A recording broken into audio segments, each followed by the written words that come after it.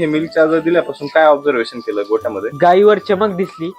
दुसरं जे गायीचे गोचिड बिचिड आहे ते म्हणजे पूर्ण हे झालं, संपून गेलं. आणि ते मस्टटीचा प्रॉब्लेम येते ना गायला, हो ते पूर्णपैकी हे झाला. मस्टॅटिस पण गेला? हा, पूर्ण गेला सर. आमच्या एक दोन गायीला होता, ते पूर्ण साफ झालं सर. आता ही गाय आहे ना सर, हिच्या याच्यामध्ये ही मोठी गाय सर्वात आमची. हा, तर ही खान साहेबांची गाय आहे, डॉक्टर खान आहे ते सहारा हॉस्पिटल. याच्यामध्ये एक गाठ होती. ती गाठ आपण म्हणजे दूध काढताना ते हे व्हायची, तर ते जास्त आपल्या की गाय उड्या मारायची. हा, त्रास होता. पण ती गाय दूध निघत होतं, पण ती गाठ हे होत नव्हती.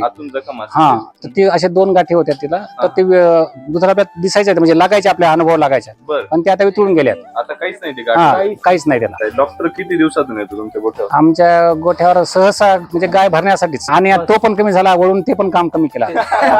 डॉक्टरची हेच नाही सर आम्हाला. स्वयंपूर्ण झाला गोठा, बाहेरून काहीच हे करण्याची गरज नाही. तुम्हाला आम्ही अनुभवानं सांगू शकतो की कशी गाय द्या आम्हाला, आम्ही 15-20 महिन्यात तुम्हाला त्याच्यात फरकच दाखवू. एवढा कॉन्फिडन्स? हो,